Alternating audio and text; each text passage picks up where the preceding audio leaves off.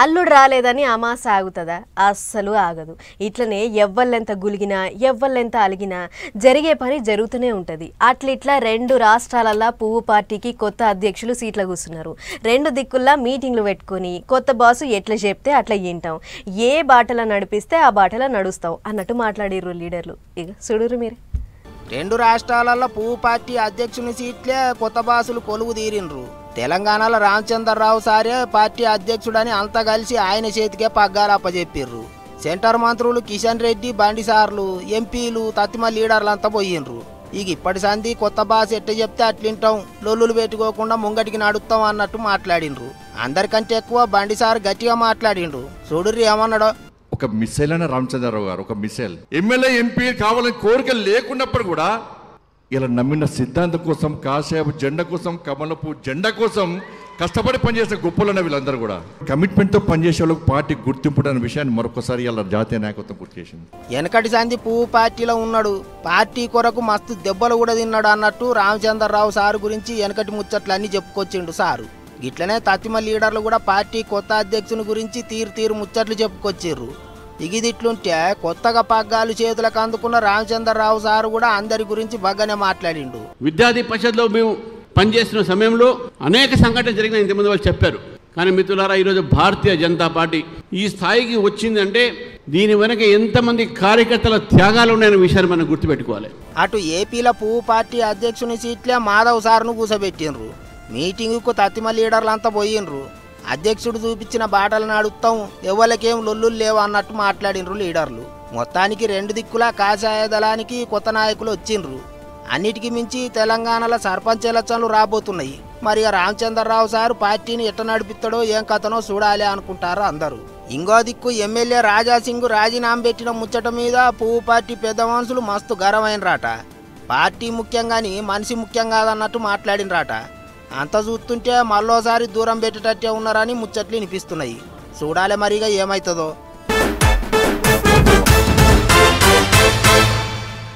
పట్నం అంతా ధూమ్ ధామ్ దద్దరిల్లేది ఒక్క 2 పండుగలకే.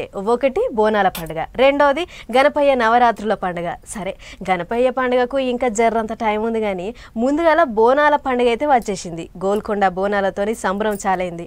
ఇక ఇప్పుడు బల్కంపేట ఎల్లమ్మ కళ్యాణం కూడా అంగరంగ వైభవంగా జరిగింది. పాండ్రి అట్లా పోయి ఒక్కసారి తల్లిని దర్శనం చేసుకుని వద్దాం.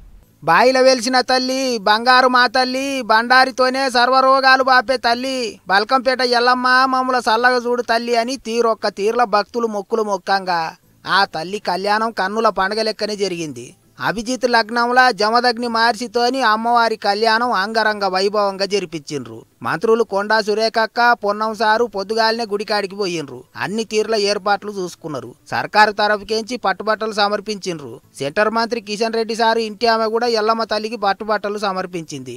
ఒక్క పట్న పబ్లిక్కే కాదు, పక్క జిల్లాల నుంచి కూడా పుట్లు వచ్చిండ్రు జనాలు. పోయినేడు అంత గడబడ అయ్యింది, గాని ఈసారి మాత్రం ముందుగానే అన్ని తీర్ల ఏర్పాట్లు చేసిండ్రు సర్కారోళ్ళు. భక్తులకు తిప్పల కాకుండా పోలీసోళ్ళు వట్టిగా రోషానికి పోకుండా అందరూ ఓ రేవు పొంటి పనిచేసిండ్రు.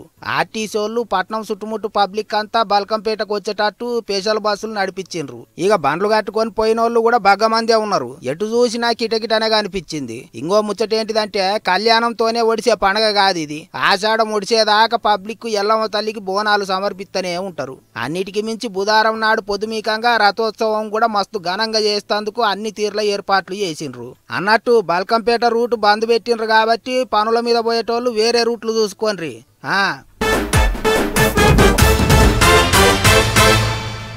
వానాకాలం వచ్చి గిన్ని దినాలు అవుతున్నది. ఆయన కూడా గా వానలను నమ్మి ఇత్తులు పెట్టిన రైతులు మాత్రం ఒక్క జల్లన్న గట్టిగా పడదాయే అన్నట్లు మొగులు దిక్కు గోసరిల్లి చూసిర్రు.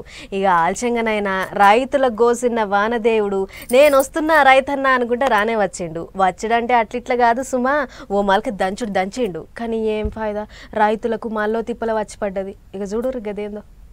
రైతుల తిప్పలు రాస్తే రామాయణము ఇంటే భారతమే అయ్యేటట్లుంది. లేకుంటే ఏంది, వానశినుకులు పడితే శెల్కల ఉండాల్సిన రైతులు యూరియా సంచుల కోసం గిట్ల దుక్నాల ముంగట పడిగాపులు కాస్తుర్రు.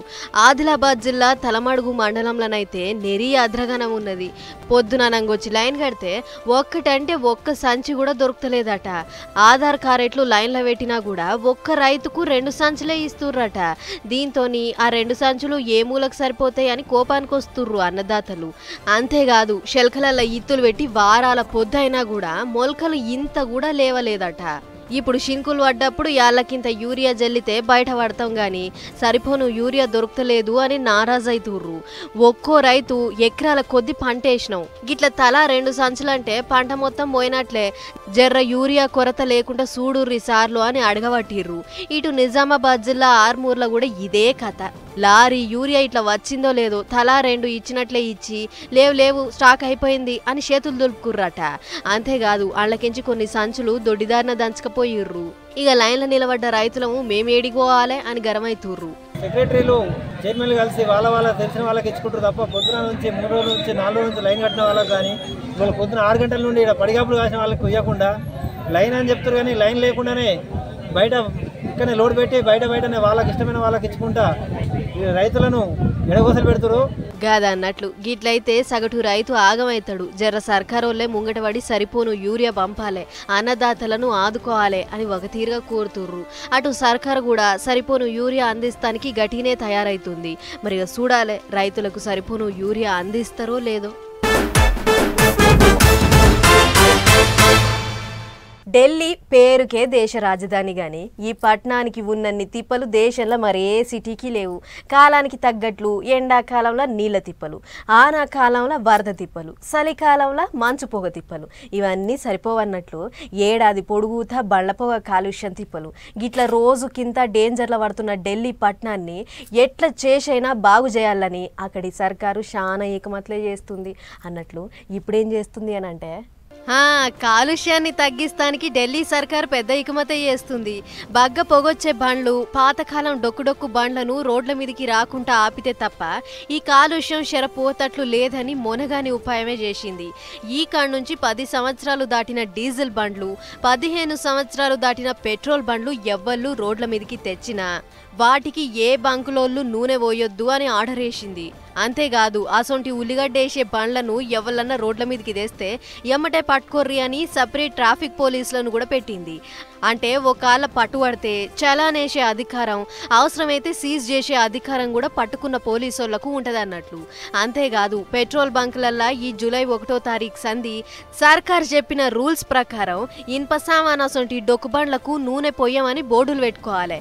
ఎవరన్నా ఎక్కువ రుబాబ్ చేస్తే పోలీసులకు పట్టించి కేసు పెట్టాలి అని కూడా ఆర్డర్ వేసింది.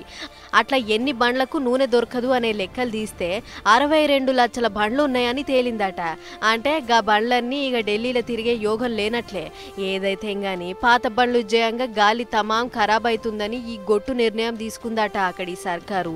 సరే అంత ముద్దుగానే ఉన్నది కానీ ఎవడన్నా డేట్ దాటిపోయిన బండి ఉంటే ఆర్సీని ఏమాత్రం గుర్తుపట్టకుండా దొంగ కాపీ చేసుకొని వస్తాడు. మరి వాన్నెట్లా పట్టుకుంటారు సార్ అని అడగబట్టిర్రు నెటిజన్లు. అంతేకాదు అప్పట్లో సరిబేసి సంఖ్య రూల్ పెట్టిర్రు. అది కొన్నొద్దులు నడిచి ఆ టెంక ఆగిపోయింది. ఇప్పుడు డొక్కు బండ్లకు నో పెట్రోల్ నో డీజిల్ కథ ముంగటేసుకుంటుర్రు. మరి ఇది ఎన్నొద్దులకు వస్తెలుతుందో చూడాలి అని అనుకుంటుర్రు. గి ముచ్చట చూసిన నెటిజన్ మొగుల మీద గింతంత మబ్బు పడితేనే మనం దబదబా దండం మీద ఉన్న ఆరేసిన బట్టలన్నీ తీసి గింట్లేస్తాం. ఇల్వగల్ల సామాన్లు ఏమన్నా ఉంటే కొంచెమే ఒరసాటుకు పెడతాం. మొత్తానికి వానకు తడవకుండా జాగ్రత్త పడతాం. గిట్ల ఓ ఇంట్లుండే మనమే వాన వస్తుందని గీతీల సొయ్య మీద ఉంటాం. ఆ సొంటిది ఓ పెద్ద గోదామును నడిపించేటోళ్ళు ఇంకెంత జాగ్రత్తగా ఉండాలి ఏం కథ. కానీ ఏమవుతుందిలే అని లైట్ తీసుకుంటే కోట్ల రూపాయల మాల్ నీలపాలైంది. చూడుర్రి, నీళ్ళకెంచి కార్ రువ్వడి మీద పోతుంది కదా, ఇది చూసి గిదేదో వాన పడితే వచ్చిన వరదనుకోకుర్రి. గిది చక్కెర పాకం. వరదకు చక్కెర బస్తాలు కారంగా పారిన వరద పాకం. ఇక అసలు ముచ్చట్లకు పోతే హర్యానా రాష్ట్రంలో జోరు వాన జంపుడు జంపిందట. దీంతోని యమునా నగర్లో ఉన్న గీ చక్కెర గోదాములకు వరద చేరి చక్కెర బస్తాలన్నీ తడిసి పాకం బారింది. పెద్ద ముచ్చట ఏంటిదంటే ఇది ఆసియాలోనే అతిపెద్ద చక్కెర గోదామట. అయితే అటు దిక్కు ఎవడో నాలా కబ్జా పెడితే గా మోర్లే పోయే నీళ్ళన్నీ వరద లెక్క మారి చక్కెర గోదాంలకు వచ్చినాయి. ఈగేముంది, కింటాన్ల కొద్ది చక్కెర దడిచింది. చూస్తుండగానే బత్తాలకు బత్తాల చక్కెర గారి పాకం వరద లెక్క వారింది. గోదాం మొత్తం 97 కోట్ల రూపాయల విలువైన చక్కెర బస్తాలుంటే అండ్ల వరద దెబ్బకు 50 నుంచి 60 కోట్ల రూపాయల చక్కెర నీలపాలైందట. దీంతోని అధికారులు తలకాయలు పట్టుకుర్రు. ఏ బస్తా కదిలిచ్చినా చక్కెర అంతా కరిగిపోయి ఉత్త ఖాళీ సంచులే అవపడుతున్నాయట. గిట్ల వరద దెబ్బకు కడమ బస్తాలు తడవకుండా జాగ్రత్త పడుతున్నామని చెప్తుర్రు గాని రాత్రికి రాత్రి పడ్డ జోరు వాన జయంగా వరద చక్కెర అంతా నీలపాలయ్యింది. ఇక ఇదే ముచ్చట మీద గోదాములు మాట్లాడుకుంటా కంపెనీ పక్కెమ్మట్టున్న కాల్వను ఎవడో కబ్జా పెట్టిండు, అందుకే కోట్ల రూపాయల నష్టం వచ్చిందని చెప్పుకొచ్చిండు. అంతేకాదు కోట్ల రూపాయల చక్కెర వరద పాలైంది కాబట్టి చక్కెర రేట్లు పెరుగుతాయని అనుకునేరు. గసొంటిదేం లేదు, ధరలు ఎప్పటి లెక్కనే ఉంటాయి, జనాలకు కావాల్సినంత చక్కెర ఉందని చెప్పుకొచ్చిండు. ఏదేమైనా పేరు గొప్ప ఊరు దిబ్బ అన్నట్లు పేరుకేమో ఆసియాలనే పెద్ద గోదాము, కానీ ఒక్క వరదకే కోట్ల రూపాయల తుటిపడ్డది. ఇప్పటికైనా బందోబస్తు ఎయ్యుర్రి అని పరాశకం కామెంట్లు రాస్తుర్రు గీ ముచ్చట చూసిన నెటిజన్లు. ఓడలు బండ్లు బండ్లు ఓడలు అవుతున్నాయి. అసొంటప్పుడు దోస్తులు దుష్మన్లు కాలేరా చెప్పుర్రి. జబ్బా జబ్బా రుద్దుకొని తిరిగిన జాన్ జబ్బాలు కూడా నువ్వెంత అంటే నువ్వెంత అనుకునేటట్టు పంచాదులు అవుతుంటాయి. నువ్వు లేక నేను లేను అని అనుకునే ఫ్రెండ్స్ కూడా చూసుకుందాం అంటే చూసుకుందాం అనే కాడికి పోతుంటుంది ఎవ్వరో. ఇగో దోస్తుల కథనే చూడరాదర్రి ఏడదాకా పోయిందో.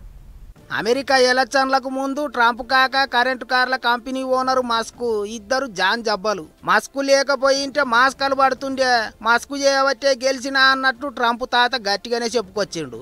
ఇక ఎలాన్ మస్క్ కూడా పెద్ద మనిషిని మంచిగానే మెచ్చుకున్నాడు. కానీ ఇద్దరి నడుమ వ్యవహారం అంతల్నే చెడిపోయింది. బిగ్ బ్యూటిఫుల్ బిల్లు అని ట్రంప్ కాక ఓ చట్టం చేసిండు. గా చట్టం కన్నే వచ్చింది ఇద్దరికి లొల్లి. ట్రంప్ గా చట్టం పనికొచ్చే చట్టం అంటుంటే మస్క్ దాన్ని పనికి మాలిన చట్టం అంటున్నాడు. పెద్ద ముచ్చటేంటి అంటే గా చట్టానికి ఇప్పుడు ఆమోదం కూడా దొరికింది. అందుకే మస్క్ ఇంగింత గరం అవుతున్నాడు. అమెరికాలో ట్రంప్ పార్టీకి పోటీగా కొత్త పార్టీ పెడతానని చెప్పిండు.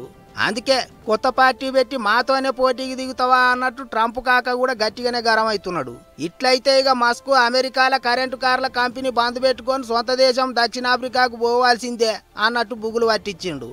దానికి పంపి చూద్దాం అన్నట్టు మస్క్ కూడా గట్టిగానే బదులిచ్చిండు. మొన్నటిదాకా దోస్తుల తీరుగున్న ఇద్దరు ఇప్పుడు దుష్మన్లు అయ్యిండ్రు. దునియాల్ని అందరికంటే పెద్ద శ్రీమంతుడు మస్క్ ఏం చిన్నోడు కాదు. తిక్కలేసిందంటే కొత్త పార్టీ పెట్టినా పెడతాడు, అమెరికాను ఏలినా ఏళ్తాడు అనుకుంటారు ఆయన ఫ్యాన్స్. అటు ట్రంప్ తాతేం చిన్నోడా, దునియా దేశాలన్నిటికీ చెమటలు పట్టిస్తాడు. రాజకీయం తెలిసినోడు, ఏం చేయాలనో ఆయనకు తెలియదా అంటున్నారు ఇంగింతమంది. ఏమైతే గాని సలార్ సినిమా చూపిస్తాండ్రు కదా ఇద్దరు కలిసి అనుకుంటాండ్రు ఇప్పుడు చాలా మంది. వానలు పడతలేవ్వని ఊర్ల పొంటి కప్పల పెళ్లిళ్ళు చేసిర్రు. బండ మీద పాశం పోసి నాకిర్రు. ఒక్కో కాడ కప్పతల్లి ఆటలు కూడా ఆడిర్రు. గిట్ల వానల కోసం ఎవరికి తోసింది వాళ్ళు చేసిర్రు. అట్లా పూజల పుణ్యమో లేకుంటే వానదేవుని పుణ్యమో తెలియదు కానీ వానలు మాత్రం మళ్ళా మోకందుకున్నాయి. మరి ఈ వానలు ఇంకా ఎన్నొద్దులు ఏం కథ అనేది ఒక్కసారి అట్లా పోయి అరుసుకొని వద్దాం పార్రి. మొత్తానికి వానదేవుడు దయదల్చిండు. పట్నాలు పల్లెలు అనే తేడా లేకుండా ఓ మల్క జోపుడు జోపిండు. నెరీ పట్నంలోనైతే ఈడ ఆడ అనేదేం లేకుండా ఇయ్యరమయ్యర జోపింది వాన. షానొద్దుల తర్వాత పట్నంలో వాన మోక అందుకునుడితోని ఏడ చూసినా తోవలన్నీ మోతాదు చెరువులు లెక్కే అయినాయి. అయితే వానాకాలం సొచ్చి చానొద్దులైనా కూడా ఇదివరి దాకా గట్టి వానలైతే పడలేదు.